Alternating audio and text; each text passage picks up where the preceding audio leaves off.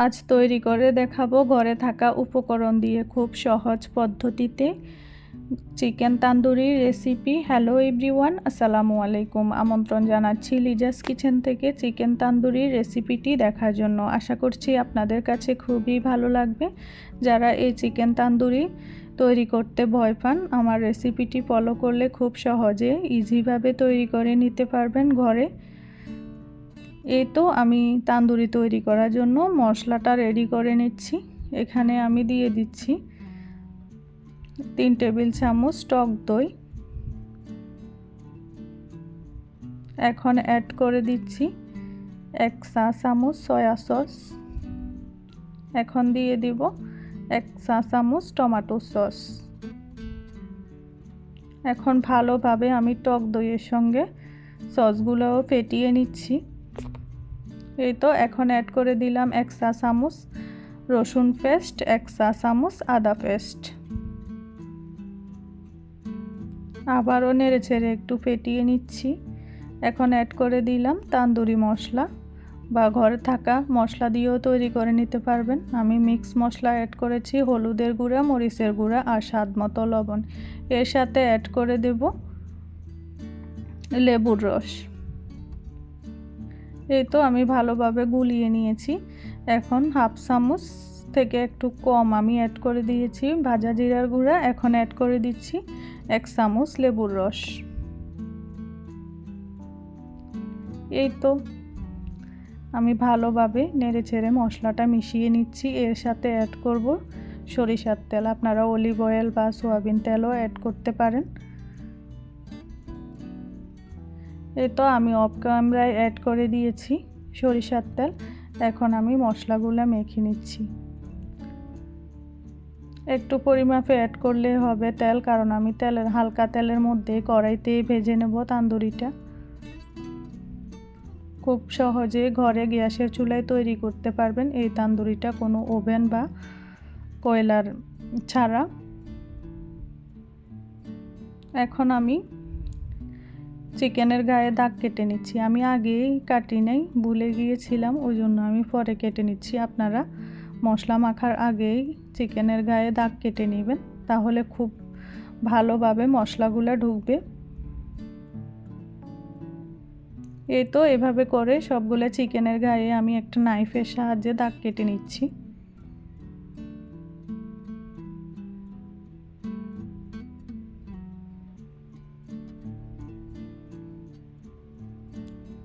এখন আমি ভালো করে ম্যারিনেট করে নেব যাতে চিকেনের গায়ে মশলাগুলো ঢুকে। এভাবে ম্যারিনেট করে আমি প্রায় 2-3 ঘন্টার জন্য নর্মাল ফ্রিজে রেখে দেব, যাতে মশলাগুলো চিকেনের গায়ে ভালোভাবে ঢুকে যায়। এটা আপনারা রুটির সঙ্গে বা বিকালের নাস্তা হিসাবেও খেতে পারবেন। এই তো রেডি হয়ে গেল। এখন নর্মাল ফ্রিজে রেখে দিয়েছি। এই পর্যায়ে আমি চুলায় কড়াই বসিয়ে দিলাম 2-3 ঘন্টা পরে। প্রায় 3 ঘন্টা পরে চুলায় কড়াই বসিয়ে আমি সরিষার তেল দিয়ে দিলাম একটু। এখন চিকেনগুলো দিয়ে দিচ্ছি ভাজার জন্য। এই তো আমি খুব অল্প তেলে চিকেনগুলো তান্দুরির মতো করে ভেজে নেব উল্টে পাল্টে।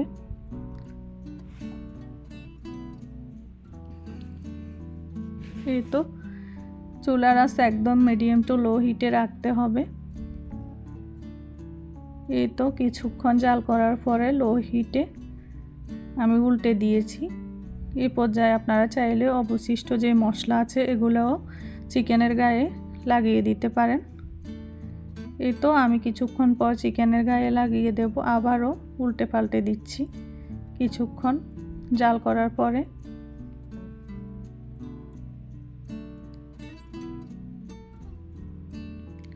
এইভাবে করে আমি চিকেন তান্দুরিটা ভেজে নেব।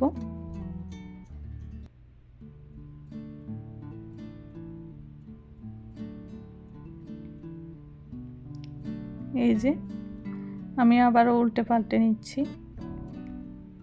একবারে চুলার আঁচ মিডিয়াম টু লো হিটে রাখতে হবে, না হলে পুড়ে যাবে। আর আপনারা চাইলে চিকেনগুলোতে ফুড কালার ইউজ করতে পারেন কালারের জন্য। আমি এখানে একবারে ঘরোয়াভাবেই তৈরি করেছি চিকেন তান্দুরিটা। এখন আমি অবশিষ্ট যে মশলা ছিল এগুলো একটু একটু অ্যাড করে দিচ্ছি। এভাবে করে চুলার আঁচ মিডিয়াম টু লো হিটে আমি পারফেক্টভাবে চিকেন তান্দুরিটা করে নিয়েছি।